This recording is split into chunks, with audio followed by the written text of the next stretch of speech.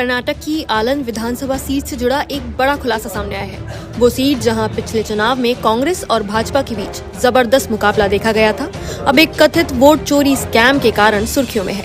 एक रिपोर्ट के मुताबिक इस मामले की जांच कर रही है स्पेशल इन्वेस्टिगेशन टीम यानी SIT, और उसने चौंकाने वाले तथ्य उजागर किए हैं। जांच में पता चला है कि वोटरों की सूची से नाम फर्जी तरीके से हटाने का एक पूरा सिस्टम चल रहा था और इसमें एक डेटा सेंटर ऑपरेटर को एक नाम काटने के बदले 80 रुपए दिए जा रहे थे। SIT के मुताबिक दिसंबर 2022 से फरवरी 2023 के बीच आलन सीट पर 6018 वोटरों के नाम हटाने के आवेदन आए थे, यानी कुल लगभग 4.8 लाख रुपए का लेन देन इस काम में हुआ। जांच के दौरान ये भी सामने आया कि इन 6018 आवेदनों में से केवल 24 आवेदन सही थे, बाकी सारे फर्जी थे। इस साजिश का केंद्र बना कलबुर्गी जिला, जहां SIT ने एक डेटा सेंटर की पहचान की है।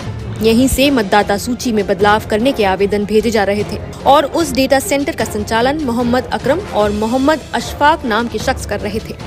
अब आइए जानते हैं कि आखिर इस जांच में कौन कौन से बड़े खुलासे हुए हैं। पहला खुलासा, फरवरी 2023 में जब स्थानीय पुलिस ने शुरुआती जांच की, तब उन्हें वोटरों के नाम हटाने की गड़बड़ी का पता चला।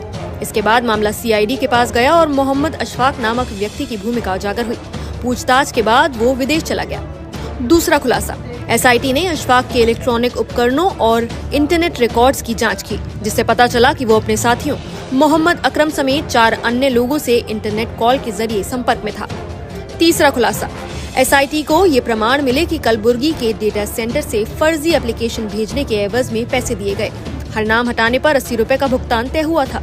चौथा खुलासा, SIT ने जब एक लैपटॉप की जांच की तो उसी से ये फर्जी वोट हटाने के आवेदन भेजे गए थे। इस सुराग के आधार पर 17 अक्टूबर को भाजपा नेता सुभाष कट्टेदार, उनके बेटों हर्षानंद और संतोष और उनके CA सहयोगी मल्लिकार्जुन महंत गोल के परिसरों पर छापेमारी की गई। पांचवा खुलासा, इन छापों में 7 से ज्यादा लैपटॉप और कई मोबाइल जब्त किए गए हैं। अब SIT ये जांच कर रही है कि डेटा सेंटर ऑपरेटरों को पैसा कौन ट्रांसफर कर रहा था। दिलचस्प बात यह है कि 75 मोबाइल नंबरों का इस्तेमाल किया था, जो अलग अलग लोगों के पोल्ट्री फार्म कर्मचारी से लेकर पुलिस कर्मियों के रिश्तेदार तक के नाम दर्ज थे।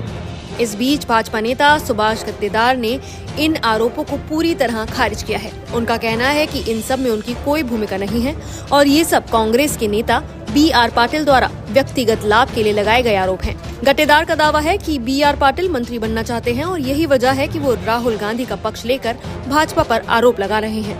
दूसरी ओर राहुल गांधी ने 18 सितंबर को आरोप लगाया था कि मुख्य चुनाव आयुक्त ज्ञानेश कुमार लोकतंत्र को नष्ट करने वालों और वोट चोरों को बचा रहे हैं। राहुल ने आलन का उदाहरण देते हुए कहा कि कांग्रेस समर्थकों के वोट योजनाबद्ध तरीके से हटाए गए। उन्होंने ये भी दावा किया कि इन डिलीट किए गए वोटरों के नाम हटाने में दूसरे राज्यों के मोबाइल नंबरों का इस्तेमाल किया गया।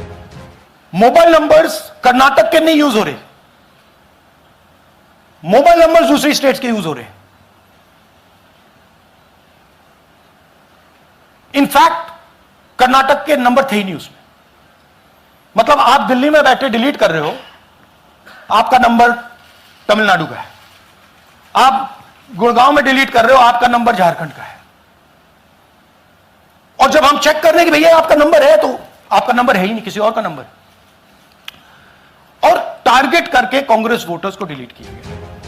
हालांकि चुनाव आयोग ने इस दावे को पूरी तरह गलत बताया। आयोग ने 19 सितंबर को जारी बयान में कहा था कि कोई भी आम नागरिक ऑनलाइन वोट डिलीट नहीं कर सकता।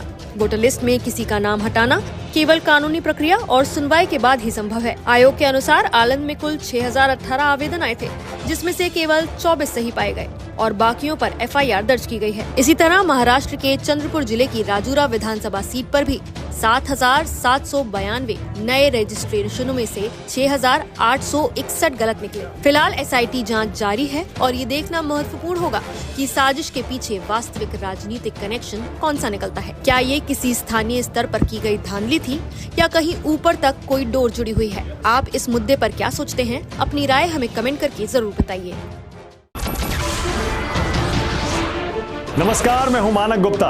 अगर आपको हमारा ये वीडियो पसंद आया हो तो इसे लाइक और शेयर जरूर करें और हाँ, हमें सब्सक्राइब और फॉलो करना ना भूलें ताकि आप देश और दुनिया की कोई खबर मिस ना करें। तो जुड़े रहिए हमारे साथ और देखते रहिए News 24।